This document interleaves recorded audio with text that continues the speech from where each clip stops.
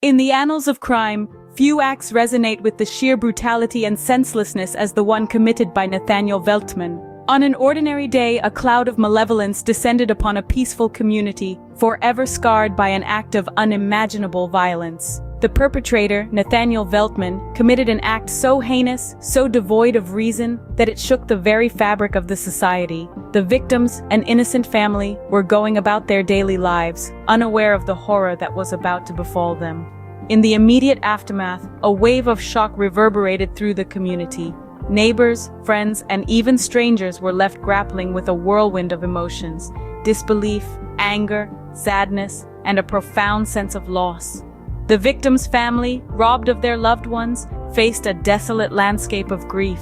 Their cry for justice echoed within the hearts of the community, reverberating far beyond the confines of their small town. The public reaction was swift and unanimous. Outrage swept across the nation, and a collective demand for justice was sounded. Vigils were held, tears were shed, and the victims were remembered, their stories resonating with countless individuals, a stark reminder of the senselessness of violence. The brutality of Veltman's act was not just an assault on the victims, but an attack on the very principles that form the bedrock of our society. The shock and horror of that fateful day still linger, a chilling reminder of the darkness that can lurk in the corners of our world.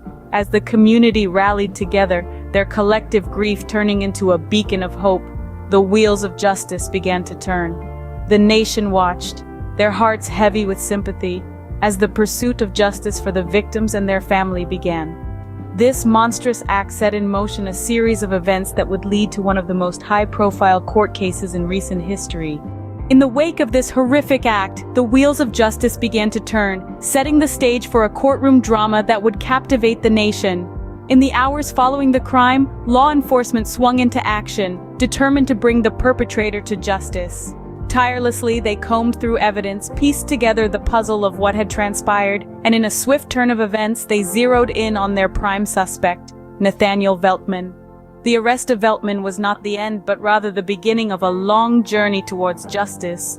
The legal machinery took over and charges were brought against Veltman. The severity of his crime demanded the harshest of charges, first-degree murder. The law enforcement community stood firm, their resolve unwavering, as they prepared to build a case that would stand up in court. In the days that followed, the nation watched with bated breath. The media spotlight turned to the courtroom, where the proceedings would play out. The prosecution and defense teams, each armed with their own narratives, began to lay the groundwork for the trial. The prosecution had a clear goal: to prove beyond reasonable doubt that Veltman was guilty of the crime he was accused of. The defense, on the other hand, had the task of poking holes in the prosecution's case to create that sliver of doubt. The legal proceedings were not just about Veltman and his crime, but they also served as a litmus test for the justice system itself. The nation watched as the wheels of justice moved, scrutinizing every move, every decision. The pursuit of justice was not just about a judgment in a courtroom, but about reaffirming the public's faith in the system. With Veltman behind bars, the stage was set for a trial that would put not just him, but the entire justice system under the microscope. As the court proceedings commenced, the nation watched with bated breath as the fate of Nathaniel Veltman hung in the balance. The trial was a tense spectacle, a battle of wits and wills within the confines of a quiet courtroom. The prosecution presented a chilling array of evidence against Veltman, each piece meticulously examined and presented. Photos, surveillance footage, forensic reports, they all painted an irrefutable picture of the horrific act committed. The defense, however, was not to be outdone. They argued with fervor and conviction, challenging the prosecution at every turn. They questioned the integrity of the evidence, insisting on the possibility of contamination. They raised doubts about the timeline presented, pointing to potential discrepancies. Their arguments were sharp, aiming to create a shadow of doubt in the minds of the jurors. The testimonies, though, were perhaps the most gripping part of the trial. The hushed courtroom listened as witnesses recounted the fateful day with a palpable mix of fear and sorrow. Their words, raw and unfiltered, echoed through the silent room, painting a vivid picture of the tragedy that unfolded. The prosecution's star witness, an eyewitness to the incident, provided a chilling account of the event. His words, steady and unflinching, seemed to hang heavy in the air, a stark reminder of the gravity of the charges against Veltman. The defense countered with their own witnesses, individuals who claimed to have seen Veltman elsewhere at the time of the incident. Their testimonies were met with skepticism, their credibility questioned, their reliability doubted. The trial was a grueling process, every detail scrutinized, every testimony dissected, leading to a verdict that would echo through the halls of justice. The moment of reckoning had come. The jury had made their decision, and the court was ready to pass judgment on Nathaniel Veltman. A tense silence fell over the courtroom as the verdict was read out loud. First-degree murder. The words echoed through the room like a chilling wind, a stark reminder of the gravity of the crime committed. The public, who had been following the trial with bated breath, reacted with a mixture of relief and somberness. It was a victory for justice, yes, but also a poignant reminder of the lives tragically lost. The sentencing soon followed. The judge, with a stern and resolute expression, addressed Veltman directly. There was no room for leniency, no chance of parole, life in prison. The sentence was as harsh as the law would allow, reflecting the enormity of Veltman's actions. The impact of this decision was felt most deeply by the victims' families. For them, the sentencing brought a sense of closure, a chance to begin the long and difficult process of healing. But it also served as a stark reminder of their loss, of the empty chairs at family gatherings, of the laughter and love that would forever be missed. The community, too, was deeply affected. The verdict and sentencing served as a rallying cry for unity and peace, a call to stand against violence and hate.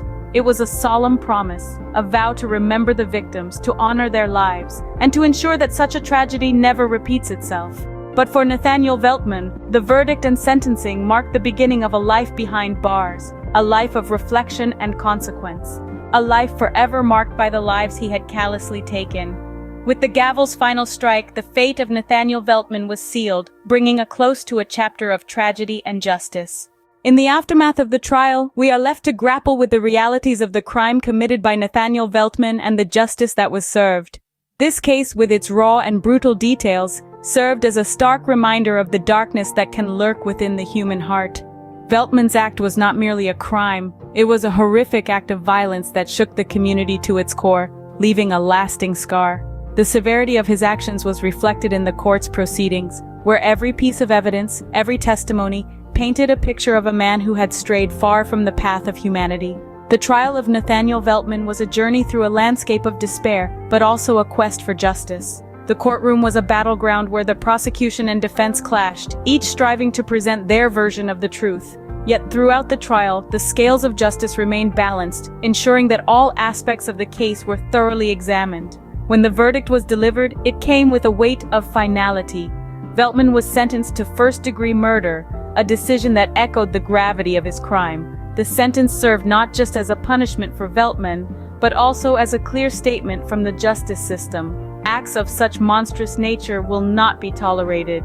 The implications of this case reach far beyond the courtroom. It has left an indelible impact on the community, stirring conversations about the value of life and the importance of justice. It has also highlighted the need for vigilance, for compassion, and for unity in the face of adversity. As we remember the victims and contemplate the justice system's response, we are reminded that the echoes of this case will resonate for years to come. It's a somber reminder of the fragility of life, the importance of justice, and the enduring strength of a community that stands together in the face of tragedy.